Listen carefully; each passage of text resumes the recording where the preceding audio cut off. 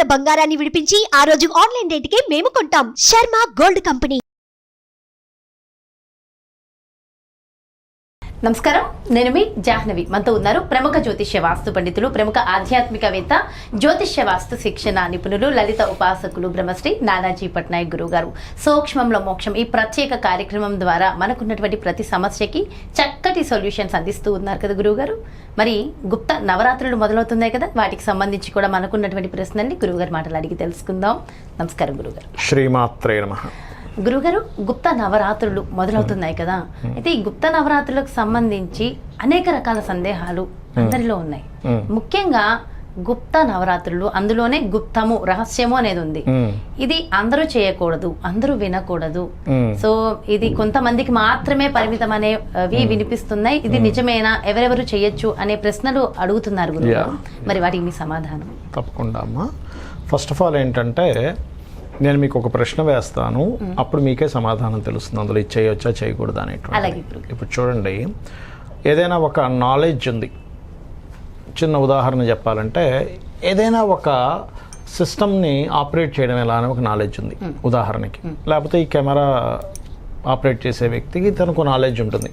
ఎంత లైటింగ్ ఉండాలి, ఎట్లాంటి కలర్ అయితే బాగా ఎలివేట్ అవుతుంది, ఎంత డిస్టెన్స్ ఉండాలి, ఏవి వాడాలి, లుక్ బాగుండాలంటే ఎటువంటిది, ఇట్లాంటివన్నీ కూడా వీళ్ళకంటూ ఒక నాలెడ్జ్ ఉంటుంది.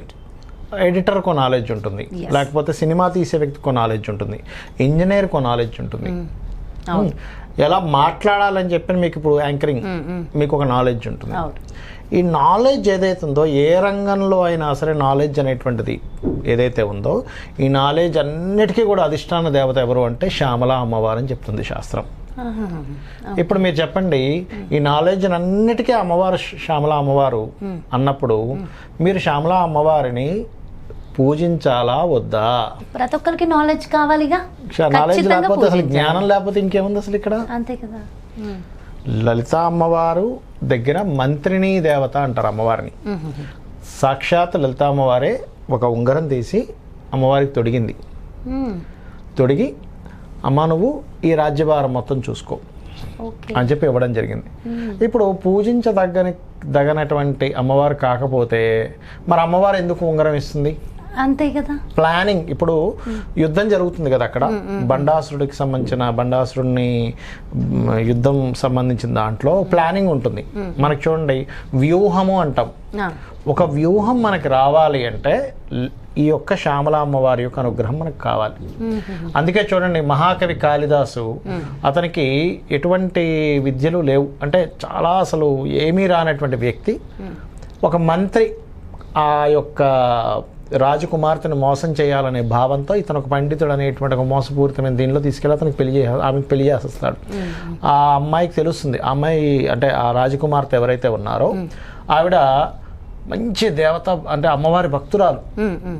మొదటి రోజు తెలుస్తుంది, అయ్యో ఇలా నాకు మోసం జరిగింది, సరే ఇతని అపరాధం ఏమీ లేదు, నువ్వు పని చేయి, కాళికా అమ్మవారి ఆలయానికి వెళ్ళి అక్కడ ఉండు, అమ్మవారి నడువు ఇస్తుంది, నీకు విద్యలు ఇస్తుంది అన్నప్పుడు అతను ఎంతో అమాయకంగా ఆ ఆలయానికి వెళ్ళడం, రాత్రిపూట వెళ్ళడం, తలుపులు వేసుకోవడం, పొద్దున్నే అమ్మవారు వచ్చాక అడుగుదామని అనుకోవడం.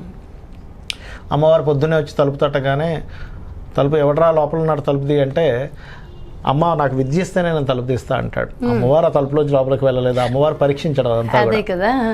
ఆ రకంగా ఆ యొక్క అమ్మవారు బీజాక్షరాలు రాస్తుంది కాళికా అమ్మవారు మన నాలిక మీద. అమ్మవారి రూపంలో కనబడి దాని తర్వాత శ్యామలా రూపంలో కనిపిస్తుంది ఇతనికి. అప్పటి వరకు అసలు ఏమీ రానటువంటి ఆ యొక్క గొర్రెల కాపరిగా అతని జీవితం గడిచింది. ఎందుకంటే చిన్నప్పటి నుంచి తల్లి లేదు, తండ్రి లేదు, చదువు లేదు, ఏమీ లేదు అతనికి. మరి అలాంటి వ్యక్తి శ్యామలా దండకం వినండి, అసలు ఎంత అద్భుతంగా ఉంటుంది, అసలు పెద్ద పెద్దవి అందులో. అంటే ఏమిటి, అమ్మవారి యొక్క కృప అటువంటిది. అంటే అమ్మవారు ప్రత్యక్షమైతే, శ్యామలా అమ్మవారు ప్రత్యక్షమైతే ఫస్ట్ మనకు కలిగేది ఏమిటి అంటే, ఆ అమ్మవారి అనుగ్రహంతో విద్య కలుగుతుంది. విద్య ఎవరికి వద్దు? అందరికీ కావాలి. అందరికీ కావాలి. మరి అలాంటప్పుడు అందరికీ విద్య కావాలన్నప్పుడు శ్యామలా అమ్మవారిని పూజించకూడదని ఎవరంటారు అసలు? అవును, మరి ఎందుకు ఇలాంటివి కొన్ని బయట ఏమిటంటే అంత అనవసరం, అదేమీ కాదమ్మా, అదేమీ కాదు. గుర్తుపెట్టుకోండి, శ్యామలా అమ్మవారి సంబంధించినవి, అమ్మవారి వాక్కునిస్తుంది అమ్మ, ముఖ్యంగా వాక్కునిస్తుంది. ఇప్పుడు నా దగ్గర కూడా ఒక పటం ఉంటుంది నా పక్కనే ఎప్పుడు కూడా జాతకం చెప్పేటప్పుడు, లేదా ఫోన్లో అయినా పెట్టుకుంటాను, ఖచ్చితంగా పెట్టుకొని ఒక్కసారి పాదాలు నమస్కరించుకుంటా. శ్యామల నాకు తెలియకుండానే తెచ్చుకున్నాను కొన్ని సంవత్సరాల క్రితం ఆ ఫోటో రాజశ్యామల అమ్మవారిది. నాకు తెలియకుండానే తెచ్చుకున్నాను, నాకే తెలియదు అసలు. తెలీదు. ఏదో ఒక షాప్కి వెళ్ళాను, ఏదో పుస్తకాలు కొనుక్కున్నాను, అక్కడ చిల్లర లేదండి, ఏమంటే మీరు ఈ పటం తీసుకుంటారా, ఇచ్చేసేయండి అని తీసుకున్నా. అమ్మవారు భలే ఉందని తర్వాత తెలుసుకున్నా, ఎప్పుడో కొన్ని చాలా సంవత్సరాల క్రితం. ఓకే, అయితే అమ్మవారు ఎలాంటి వాక్కుని ఇస్తుందంటే దీనికి మరొక ఇది కూడా ఉంది మన శాస్త్రాల్లో. ఏమిటంటే కేవలం విద్యనివ్వడమే కాదు, ధనాభివృద్ధిని కూడా ఇస్తుంది అంటారు శాస్త్రంలో. అంటే ఇప్పుడు చూడండి, మనకి కొన్ని దేవతామూర్తులను లౌకిక సంబంధించిన విషయాలకి చేయకూడదు అంటారు కదా, శ్యామల అమ్మవారు అలా కదా, లౌకిక సంబంధించిన వాటికి ఇంకా బాగా పనిచేస్తుంది. ఒక గృహం కావాలి, ఒక ధనం కావాలి, అప్పులు ఉన్నాయి, లేకపోతే ధనం సరిగా సంపాదించలేకపోతున్నాము, వివాహం అవ్వట్లేదు, ఇలాంటివన్నీ కూడా తీరుతాయమ్మా. శ్యామల అమ్మవారి సాధన ఎంత గొప్పదంటే మనం ఏది పలుకుతే అది అవుతుంది అనడానికి ఒక వృత్తాంతం ఉంది. అదేమిటంటే ఒకసారి ఇతను ఈ మహాకవి కాళిదాస్ ఎవరైతే ఉన్నారో అతని ఆస్థానం, రాజుగారి ఆస్థానంలో ఈయనే గొప్ప వ్యక్తిగా కీర్తింపబడుతుంటే మిగతా వాళ్ళందరికీ జలస్ వస్తుంది. అరే అంతా ఈయనకే వెళ్తుంది క్రెడిట్, అంతా మనకి రావట్లేదు క్రెడిట్, ఈయన ఎలాగోలాగా డిఫేమ్ చేయాలి, చేసేసి ఇతను వెలగొట్టేసేయాలనుకుని ఏం చేస్తారు, అనవసరంగా ఏదో చెప్తారు. రాజా మీకు తెలియదు, ఆయన నాన్ వెజిటేరియన్, అంటే మాంసము చేపలు ఇలాంటివన్నీ తింటుంటాడు, బయటికి మాత్రం నేనేం చేయనని చెప్తున్నాడు, మీకు తెలియట్లేదు నిజం అంటే రాజు ఎంత చేస్తాడంటే నమ్మడు ఫస్ట్. సరే ఓ పని చేయండి, అతన్ని ఎప్పుడైనా కొనుక్కునేట్టు రెడ్ హ్యాండెడ్గా పట్టుకుని నా దగ్గర రాడినట్టు. ఇది కాళిదాసుకు తెలుస్తుంది, వీళ్ళు కావాలని నన్ను డిఫేమ్ చేయడానికి ఇట్లా చేస్తున్నారేమో అని. కావాలని అతను ఏం చేస్తారంటే చేపల అమ్మేటువంటి మార్కెట్కి వెళ్ళి చక్కగా ఓ చేప కొనుక్కొని సంకలో పెట్టుకుంటాడు. ఇది అందరూ చూస్తారు, అమ్మ ఇది భలే దొరికాడు రెడ్ హ్యాండెడ్గా, తీసుకుపోయి రాజు దగ్గర పెడదాం అనుకుంటారు. పట్టుకుంటారు, నిన్ను అంటే ఎలాగున్నావో ఉన్న ఫలంగా రాజుగారు నిన్ను తెమ్మన్నారు. సరే పదండి వెళ్దాం అంటాడు. అక్కడికి వెళ్ళాక రాజుకి చెప్తారు, రాజా మేము పట్టుకున్నాం, ఆయన చేపలు కొనుక్కుంటుంటే మేము పట్టుకున్నాం, ఇప్పుడు మీరు ఇతన్ని శిక్షించాలి అంటే సరే అని రాజు ఏం చేస్తాడు, అయ్యా నీ సంఖలో ఉన్నటువంటిది ఏమిటి అంటే గ్రంథం ఉంది స్వామి అంటాడు. మరి అదేమిటి అందులోంచి నీరు కారుతుంది అంటే గ్రంథ సారం కారుతుంది స్వామి అంటాడు. ఓకే, దాని తర్వాత మరి అదేంటి తోకలా కనిపిస్తుంది ఏంటి అని అడుగుతాడు అతను రాజు. అడిగితే అది తాళపత్ర గ్రంథం కదా, పొడవుగా ఉంది, మీకు అలా కనిపిస్తుంది అంటాడు. ఇంతకీ ఏ గ్రంథం అది అంటే అది యక్షులు, గంధర్వులు, దేవతలు, మనుష్యులు అందరూ పఠించేటువంటి రామాయణం స్వామి అంటాడు. అవునా, ఏదైతే అయితే అసలు నేను చూస్తాను రామాయణం అంటున్నావు కదా అంటే ఇలా ఇస్తే ఓపెన్ చేస్తే రామాయణమే ఉంటుంది అందులో. అంటే ఏమిటంటే వాక్ ఎలాంటి వాక్ ఇస్తుందంటే అమ్మవారు నువ్వు పలికింది సత్యం అయిపోయేంత వాక్ ఇస్తుంది. అది ఏదైనా కానీ పలికే అంటే సత్యం అవ్వాల్సిందే అది, అంటే అంతటి శక్తిని ఇస్తుంది. మరి అలాంటప్పుడు నువ్వు ఎంత నిష్టగా చేయాలి కదా. అంటే ఇక్కడ ఏంటంటే ఎందుకు ఈ విషయం చెప్పానంటే నేను మీకు సత్యవాక్కు రావాలంటే నువ్వు అబద్ధం ఆడకూడదు, ఉన్నది ఉన్నట్టుగా మాట్లాడగలగాలి.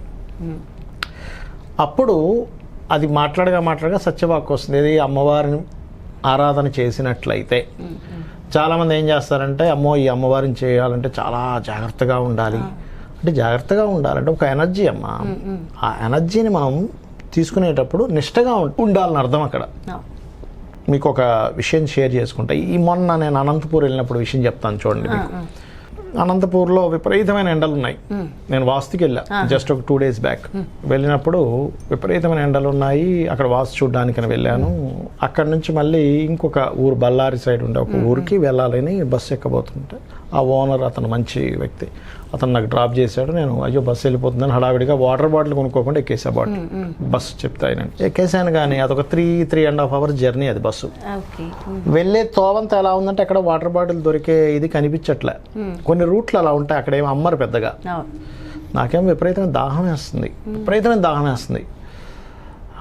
ఆ రోజు పొద్దున్న నుంచి మీరు నమ్మరు, శ్యామల అమ్మవారికి సంబంధించిందే నేను చదవడం వినడం చేస్తూ ఉన్నా. నేనేమనుకున్నాను, నాకు బాగా దాహం వేస్తుందమ్మా, నువ్వు ఇస్తావు, ఎలా ఇస్తావు నాకు తెలియదు, 10 నిమిషాలు నువ్వు నాకు వాటర్ ఇస్తావు. 3 గంటల సేపు 3-3.5 గంటల సేపు ఇంత గొంతు ఎండిపోతుంది. విపరీతమైన ఎండలు ఉన్నాయి. ఇక్కడ చల్లగా ఉంది కానీ అక్కడ ఎండలు ఉన్నాయి బాగా. అక్కడంతా ఈ ఏరియా అనంతపూర్ అంతా కూడా ఇస్తావు. నువ్వు ఇస్తావని నేను నమ్ముతున్నా అనుకుని అలా ఉన్న బస్సులో కూర్చున్నా. నేను లాజిక్ ఆలోచిస్తున్నా. ఏం ఆలోచిస్తున్నా లాజిక్ అంటే, ఏముంది ఎక్కడో బస్సు ఆగుతుంది, ఓ పిల్లవాడు ఎవడో వాటర్ బాటిల్ సార్ నమ్ముతాడు, కిటికీ దగ్గరికి వచ్చి కొనుక్కుంటానేమో, లేదా ఎక్కడో ఆగుతుంది, ఆగినప్పుడు అక్కడ ఏదో టక్కన దిగి షాప్లోకి వెళ్ళి కొనుక్కుంటానేమో అని అనుకుంటున్నా. అనుకొని అలా కూర్చున్నా. ఒక స్టేషన్ వచ్చింది, నా పక్కన ఒక అతను ఆల్రెడీ కూర్చున్నాడు, టైర్ పట్టుకుని కూర్చున్నాడు. ఆయన టక్కన దిగిపోయాడు. తెరస్తే ఎవడు అమ్మడానికి రాలేదు, ఏమీ కనబడలేదు. ఇదేమిట్రా మరి ఈ లాజిక్ నేను అప్లై చేసుకున్నాను, ఎవడు రాలేదేమిటి, కానీ నమ్మకం అయితే మనసులో ఉందో 10 నిమిషాలు అమ్మవారు నాకు వాటర్ వచ్చేలా చేస్తుంది ఏదో రకంగా, నాకు ఒక పిచ్చి నమ్మకం అంటే అమ్మవారి మీద. వెనక నుంచి ఒక అతను ఆయన కూర్చోవచ్చు కదా, బాటిల్ పట్టుకొని నా పక్కన కూర్చున్నాడు. ఇలా వచ్చి కూర్చున్నాడు, ఫుల్ బాటిల్, అది బిస్లరీ ఫుల్ వాటర్ బాటిల్ పట్టుకుని కూర్చున్నా. ఏమండి ఈ నీళ్ళు తాగండి సార్, మీకు తాగండి అని ఇచ్చాడు. మీరు అడగక ముందే ఏమంటే నీళ్ళు మరి అని అనుకునేసరికి టక్కనిచ్చాడు. అంటే నేను ఎక్స్పెక్ట్ చేయలేదు అసలు. వెనకాతలు ఉన్న మనిషి ముందుకు వచ్చి ఎందుకు కూర్చోవాలి, అక్కడే కూర్చోవచ్చుగా. అదే కదా, చక్కగా ఆయనకి అక్కడ ఏమీ ప్రాబ్లం కూడా ఏం లేదు, చక్కగా కూర్చోవచ్చుగా. ఎందుకు వచ్చాడు అంటే నమ్మకం అంత గొప్పది. అర్థమైందమ్మా. అసలు నాకైతే కళ్ళల్లో ఒక్కసారిగా ఆనంద బాష్పాలలాగా వచ్చింది నాకు ఆ క్షణంలో. ఆయన వచ్చి కూర్చొని అట్లా అడిగి నీళ్ళు తాగినప్పుడు, ఆ ఫుల్ వాటర్ బాటిల్ ఉంది, మొత్తం తాగేయాలన్నంత దాహం ఉంది, కానీ మొత్తం నీళ్ళు తాగేస్తే అతను ఇంకో రకంగా ఫీల్ అవ్వచ్చు, ఏదో తాగమనిస్తే మొత్తం తాగేసాడు ఏంటారు ఆయన. ఒక 60% నీళ్ళు తాగేసి 40% ఇంకా బలవంతంగా అక్కడ ఇచ్చేసి ఆయనకి మూత పెట్టేసి ఇచ్చేసి, అమ్మ తల్లి నిజంగా నువ్వు ఉన్నావు, ఎంత మిరాకిల్ అంటే ఆ నిమిషానికంటే నేను ఈ ఉదాహరణ ఎందుకు చెప్పానంటే, చిన్న ఇదే మీకు నిజంగా కనుక దాహం వేసింది, ఏదో అక్కడ పరీక్షించడానికి కాదు, నిజంగా దాహం వేస్తుంది, నిజంగా అమ్మవారిని కోరుకున్నాను, వచ్చింది అడిగాము అంటే అవసరమై అమ్మని అడిగితే నీళ్ళైనా ఇచ్చేస్తుంది ఆ క్షణానికి అని చెప్పడానికి నేను చెప్తున్నా ఉదాహరణ. అలా ఒక గంట తర్వాత ఒక బస్ స్టాండ్ దగ్గర ఆగింది. అప్పుడు మళ్ళీ ఒక బాటిల్ కొనుక్కొచ్చుకొని, వాటర్ బాటిల్ మిరిండా కొనుక్కున్నాను. నేను కొనుక్కొని ఈయన నిద్రపోతున్నాడు ఇంక నాకు ఇచ్చేసి, నేనేం చేసాను మళ్ళీ ఈ బాటిల్ ఓపెన్ చేసి ఆయనకి 60% వేసేసా. ఎందుకంటే ఈయనకి మళ్ళీ ఎక్కడ అవసరం, మనకంటే అమ్మవారు ఇచ్చింది ఈయనకి ఇవ్వాలిగా, వేసేసి మళ్ళీ మూత పెట్టేసి నా మట్టుకు నేను నా వాటర్ బాటిల్ నేను తీసుకున్నాను. అది నేను ఎందుకు చెప్పానంటే, ఇది ఎందుకు షేర్ చేసుకున్నానంటే, ఈ ఇబ్బందా ఆ ఇబ్బందా అని కాదు, మీరు బలంగా కనుక మైండ్లో ఫిక్స్ అయిపో నాకు అమ్మవారు ఉంది అని అనుకుంటే, ముఖ్యంగా ఈ నవరాత్రుల్లో ఏమి పెద్దగా ఏం కంగారు పడిపోక్కర్లేదు. చక్కగా ఒక పటం పెట్టుకున్నామా, కలశం పెట్టుకున్నామా, ఇంట్లో శ్యామల నవరాత్రులంతా కూడా శ్యామల దండకం చదువుకున్నామా, స్తోత్రాలు చదువుకున్నామా, అష్టోత్తరాలు చదువుకున్నామా, వినొచ్చు. మీకు చదవడం రాలేదు, వినగా వచ్చేస్తుంది, వినగా ఆటోమేటిక్గా వస్తుంది. ఇప్పుడు మీరు రాగానే కూడా పెట్టింది అదే కదా శ్యామల దండకం. నాకు అది అలవాటు అయిపోయింది రెగ్యులర్. అంటే అది ఎంత బాగా పాడాడు నాకు. నా ఇదేంటంటే, అప్పటి వరకు ఏమీ రానటువంటి వ్యక్తి అమ్మవారు కనబడగానే అంత అలవోకగా అంత అద్భుతంగా ఎలా పాడాడు. ఆ తన్మయత్వం నేను ఇప్పటి వరకు వెళ్ళలేదు గురువు గారు, ఇప్పుడు మీరు పెట్టింది వినడమే. నాకు ఇప్పటి వరకు తెలియదు నిజంగా. లాస్ట్ టైం మనం శ్యామల అమ్మవారికి చిలకలు వచ్చాయి, నాకు ఎన్నో మొన్న కూడా గుర్తొచ్చింది. భలే వచ్చాయి ఆ రోజు, అసలు అలా వచ్చేసాయి. ఇప్పుడేమో శ్యామల దండకం అది. అయితే ఇక్కడ ఏంటంటే, అమ్మవారి ఆరాధన ఒక పటం పెట్టుకోను, లేకపోతే కలశం పెట్టుకోను, స్తోత్రాలు చదువుకొని చక్కగా తీపి పదార్థాన్ని నైవేద్యంగా పెట్టాలి.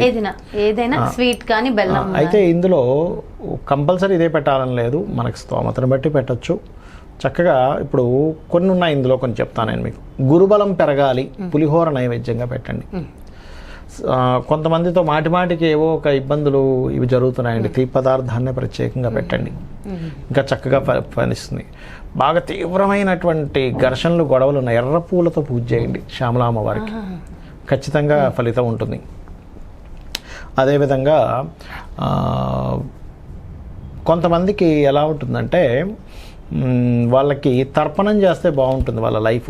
అంటే ఈ పంచమ స్థానాధిపతి జల సంబంధాలు వస్తే అప్పుడు ఏం చేయాలంటే, ఒక గిన్నెలో అమ్మవారికి సంబంధించిన ఏదైనా విగ్రహం తెచ్చుకొని, లేకపోతే ఒక పసుపు ముద్దనే అమ్మవారిగా భావించి, లేకపోతే ఒక రుద్రాక్షనే అమ్మవారిగా భావించి, లేకపోతే ఒక పసుపు కొమ్మునైన అమ్మవారిగా భావించి అమ్మవారికి తర్పణం చేసినట్టుగా చేయాలి. అది వాళ్ళ పంచమాధిపతి కనుక ఈ జల సంబంధం వస్తే ఆ రకంగా మనకు దోషం పోతుంది. లేదా కొంతమందికి వాయు సంబంధం వస్తుంది, అప్పుడు స్తోత్రం చదవడం ద్వారానే దోషం పోతుంది. లేదు కొంతమందికి అగ్ని సంబంధం వస్తుంది, అప్పుడు శ్యామలా నవరాత్రులు ఏదైనా హోమం చేయించుకున్న దోషం పోతుంది. ఓకే, అది అగ్ని సంబంధం వచ్చినప్పుడు ఎక్కువగా పోతుంది దోషం. అయితే ఎప్పుడైనా గుర్తుపెట్టుకోండి, సరే నాకు ఇవేమీ తెలియదు, ఎక్కడో హోమం జరుగుతుంది వెళ్ళిపోయాను చేయించేసుకున్నాను, కానీ నాకు హోమం కంటే తర్పణం ద్వారానే ఉందనుకున్నా ఉదాహరణకి, అప్పుడు ఏం చేయాలి? ఎప్పుడైనా ఏదైనా ఒక హోమం చేసినా, తర్పణం చేసినా, పూజ చేసినా ఆ ఫలితాన్ని అమ్మవారికి దారిపోసేయాలి. ఆ పూజా సంబంధించిన అప్పుడు ఏమవుతుందంటే అమ్మవారు నీకు ఏమి చేయడం ద్వారా ఫలితం వస్తుందో అది అమ్మవారు అలా ఇస్తుంది, ఆటోమేటిక్గా ఇస్తుంది. అది చేయాలి ముఖ్యంగా. ఓకే, సో ఇవి చేసుకుంటే సింపుల్ గా మనకి సరిపోతుంది. ఖచ్చితంగా. అయితే ఉదయం చేయాలా, రాత్రి సమయమా? రాత్రి సమయమే చేయాలి. నవరాత్రులు కాబట్టి రాత్రి సమయంలోనే చేయాలి. మీకు స్తోమత ఉంది అంటే మీకు ఆరోగ్యంగా ఉన్నారు, ఉపవాసం ఉండండి. ఆరోగ్యంగా లేవు, చక్కగా టిఫిన్ తినొచ్చు, పాలు తాగొచ్చు, ఏదైనా పండు తీసుకోవచ్చు. అమ్మవారు ఎక్కడా కూడా నువ్వు ఇది చేయకుండా చేసావు కాబట్టి నేను నీకు అనుగ్రహించను అని ఏమీ అనదమ్మా. గుర్తుపెట్టుకోండి, మనము నిద్ర వస్తుందని తామసత్వం పెరిగిపోద్ది మనిషిలో అని తినకుండా చేయమంటారు. అంతేగాని అమ్మవారు 7 తర్వాత చేసుకోవచ్చు, 7 o'clock తర్వాత రాత్రి సమయంలో చేసుకోవచ్చు. ఎవరికైనా మూల మంత్రం ఉంది శ్యామల అమ్మవారిది, లేదంటే బాగా తీవ్రంగా కష్టాలు ఉన్నాయండి, నైట్ ఇంకా ఎక్కువసేపు చేయండి ఆ మంత్రం. అంటే ఇక్కడ ఏంటంటే మీకు ఒక ఎనర్జీ అడ్డుపడుతుంది మీ ప్రయత్నానికి, అప్పుడు ఈ ఎనర్జీ కూడా ఎక్కువ కావాలి కదా. అంతే కదా. ఇప్పుడు ఒక డాక్టర్ గారి దగ్గరికి వెళ్తాము, ఏమంటే నాకు హెల్త్ ఇష్యూ వచ్చిందండి అన్నప్పుడు డాక్టర్ గారు ఏమంటారు, బాబు నువ్వు ఇంకొంచెం డోస్ పెంచు, ఇది వేసుకుంటున్నావుగా, అర టాబ్లెట్ వేసుకుంటున్నావుగా, ఫుల్ టాబ్లెట్ వేసుకుంటాడు. అంతే కదా. అప్పుడు ఏమవుతుంది, తగ్గుతుంది. ఆ రకంగా ఏంటంటే ఒకటే అమ్మవారు నాకు ఇస్తుంది, అంతే నమ్మాలి, చేయాలి. అయితే మీరు ఒక్కసారి శ్యామల నవరాత్రులలో ఒక్క మంత్రం, ఈ మంత్రము ఇది చదవడం వల్ల బాగుంటుంది అనేది ఒక్క మంత్రం మీరు చెప్తే. ఒక మంత్రం అంటే అమ్మ ఇక్కడ మనకి శాస్త్రంలో కొన్ని విషయాలు చెప్పబడ్డాయి. మొత్తం చేయలేమనుకోండి, ఉదాహరణకి 16 నామాలు చెప్పబడింది. మనం లాస్ట్ టైం దాంట్లో కూడా చెప్పినట్టున్నాం, నాకు బాగా గుర్తు. కానీ పర్వాలేదు, ఇప్పుడు మళ్ళీ వేరే ఒకసారి చెప్దాం, నో ప్రాబ్లం. ఆ 16 నామాలు ఏమిటి అని చెప్పి చూసుకున్నట్లయితే, ఓం సంగీత యోగిని నమః. ఇది ఎవరైనా సరే క్రియేటివ్ ఫీల్డ్లో ఉన్న వాళ్ళు బాగా చేస్తే వాళ్ళకి క్రియేటివ్గా మంచి యోగం ఉంటుంది. ఓం సంగీత యోగిని నమః. సో ఒక్కొక్కరికి ఒక్కొక్క. ఓం శ్యామాయై నమః. శ్యామాయై నమః చేసుకున్నప్పుడు ఏమవుద్దంటే వాళ్ళకి బిజినెస్ పరంగా లేకపోతే కొన్ని రాంగ్ డెసిషన్స్ తీసుకుంటున్నప్పుడు కూడా పనిచేస్తున్నామా. ఓం శ్యామాయ నమః. లేదు ఈ 16 చదివేసుకోవచ్చు, తప్పేం కాదు. కాకపోతే ఒక్కొక్క దానికి ఒక్కొక్క ఫలితం ఉంటుంది. ఓం శ్యామలాయై నమః ఇది కూడా విద్యా సంబంధించినటువంటి యోగం కలిగిస్తుంది. ఇప్పుడు కొంతమందికి చూడండి, నేను పలానా మంత్రం చేస్తున్నానండి, కానీ నాకు ఎందుకో ఆ మంత్రం నేను సరైన మంత్రం పట్టుకుంటున్నాను లేదా నాకు అర్థం కావట్లేదండి అంటూ ఉంటారు. అలాంటి వారు ఓం మంత్ర నాయికాయై నమః చేసుకోవాలి. అంటే మంత్రాలన్నిటికీ నాయిక ఆవిడ. మంత్రం అంటే ఏంటి? మననం చేసేది. మనం దేన్నైనా ఒక విషయాన్ని మననం చేస్తున్నాము, అదే మంత్రం. అదేవిధంగా 5వది ఓం మంత్రిని అంటే తెలివితేటలు. ఇది ఎలా చేయాలి?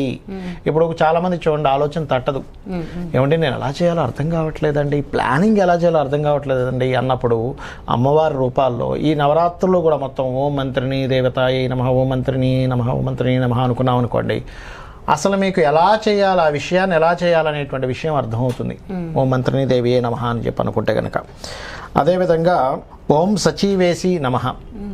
ఓం సచీవేషి అంటే ఇదేమిటంటే పర్టికులర్గా ఈ నామం కనుక చేసుకున్నట్లయితే, కొంతమంది చూడండి నేను ధర్మంగానే ఉన్నానండి కానీ అవతల వాళ్ళు నన్ను బ్లేమ్ చేస్తున్నారు, ఆ బ్లేమింగ్ అనేటువంటిది పోతుంది. ఓకే. అదేవిధంగా ఓం ప్రధానేషి నమః. ఓం ప్రధానేషి నమః కనుక చేసుకుంటే చూడండి చాలామందికి గుర్తింపు ఉండట్లేదండి అంటూ ఉంటారు, చూసారు? గుర్తింపు తెచ్చిపెడుతుంది ఈ నామం. ఓం ప్రధానేషి నమః అని చెప్పి చేసుకున్నట్లయితే. ఓం శుకప్రియాయ నమః. శుకప్రియాయ నమః కనుక చేసుకుంటే ఏమవుతుందంటే అమ్మ, ఓం శుకప్రియాయ నమః అనుకుంటూ మీరు చేశారనుకోండి, పర్టికులర్గా ఇది ఎటువంటి ఫలితాలు ఇస్తుంది అంటే, కొంతమందికి చూడండి చిన్నపిల్లలకి ఆటిజం అనేటువంటిది ఉంటుంది, లేకపోతే నాకు భయం అండి, నేను ఎలా మాట్లాడుతానో భయం అండి, 10 మందిలోకి వెళ్ళి మాట్లాడాలంటే భయం, స్టేజ్ మీద మాట్లాడాలంటే భయం, కెమెరా ముందు మాట్లాడాలంటే భయం అంటుంటారు చూసారు. శుకప్రియాయ నమః అద్భుతమైన ఫలితం ఇస్తుంది. అదే విధంగా శుకప్రియాయ నమః అనేది విద్యలకు కూడా మంచి ఫలితం ఇస్తుంది. ఓం వీణావతి నమః. ఓం వీణావతే నమః కూడా క్రియేటివ్ రిలేటెడ్ వాళ్ళకి బాగా యోగిస్తుంది. క్రియేటివ్ ఫీల్డ్స్లో రాణించాలనుకోండి ఓం వినావతాయ నమః చేసుకోవాలి. అదేవిధంగా ఓం వైనికి యై నమః, ఇది కూడా క్రియేటివ్ రిలేటెడ్ సంబంధించిన వాటికి యోగిస్తుంది. అదేవిధంగా ఓం ముద్రిణీ నమః. ఇప్పుడు చూడండి, ఎవరైనా సరే ముద్ర వేస్తుంటారు చూసారా, మనకి ఈ యొక్క దండకంలో సర్వముద్రాత్మికే సర్వయంత్రాత్మికే సర్వమంత్రాత్మికే అని వస్తూ ఉంటుంది. అంటే ఏంటి, సర్వముద్రలకి ఆవిడే అధిష్టాన దేవత. ఓకే, అంటే ఏమిటి, మన శాస్త్రాల్లో ఏం చెప్పారు, ముద్ర ద్వారా కూడా మీకు ఉంటుంది. ఇప్పుడు కాళికా చేస్తున్నాం, కాళీదేవికి ఈ ముద్ర వేస్తాం, ఒక్కొక్క దానికి ఒక్కొక్క ముద్ర వేస్తాం. అలా ఏంటంటే మీరు గనక ఈ ముద్రను ఎందుకు వేస్తాము అంటే, మీకు ఏ ముద్ర వేయాలో అర్థం కావట్లేదు, కానీ ఒక ముద్ర వేయడం ద్వారా ఏం జరుగుతుందంటే మీకు ఒక స్టెబిలిటీ పెరుగుతుంది. మీరు ముద్ర వేసుకొని జపం చేసినప్పుడు ముద్ర వేయకుండా జపం చేసేదానికి తేడా ఉంటుందమ్మా. ఇప్పుడు ఈ ముద్ర వేసాము, ఈ ముద్ర చిన్ముద్ర వేసినప్పుడు ఉండే కాన్సన్ట్రేషన్, చిన్ముద్ర వేయకుండా వేసే కాన్సన్ట్రేషన్ చాలా తేడా ఉంటుంది. ఓం ముద్రిణీయై నమః అని అనుకున్నాం అనుకోండి అమ్మా, ఇక్కడ ఏమవుతుందంటే మీకు తెలియకుండానే మీకు ఏ విషయంలో స్టెబిలిటీ రావాలో ఆ విషయంలో స్టెబిలిటీ ఆటోమేటిక్గా వస్తుంది మీకు. ఓకే, అదేవిధంగా ఓం ప్రియాక ప్రియాయై నమః అంటే ఏమిటి, మీ అందరిలో మీరు అమ్మవారు అందరికీ ప్రియురాలు, అంటే అందరికీ ప్రియమైనటువంటిది, అందరూ ప్రియం అమ్మాయి అమ్మవారికి చూసుకుంటే కనుక. అదేవిధంగా ఎవరికైనా కూడా నేను అందరికీ ఇష్టంగా లేనండి, నన్ను అందరూ హేట్ చేస్తుంటారు, నేను ఎవ్వరికి ఇష్టం లేదు, కొంతమంది చూడండి ఒక డిసప్పాయింట్ మోడ్లోకి వెళ్ళిపోతుంటారు, డిప్రెషన్లోకి వెళ్ళిపోతుంటారు. అలాంటి వారికి ఇది బ్రహ్మాండంగా పనిచేస్తుంది. అదేవిధంగా నీపప్రియ కూడా దానికే పనిచేస్తుంది.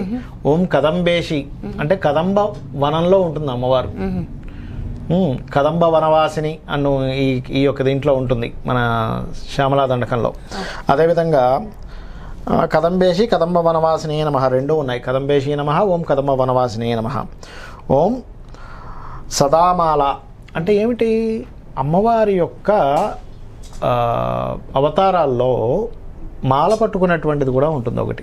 అంటే మాల పట్టుకోవడం అంటే ఏమిటి, నిత్యము నువ్వు జపము, ఒక మంత్రం చేస్తున్నావు, జపం చేస్తున్నాము, ఆ జపంలో దేవతా సంబంధించి చేయొచ్చు, నీ టాలెంట్కి సంబంధించి చేయొచ్చు.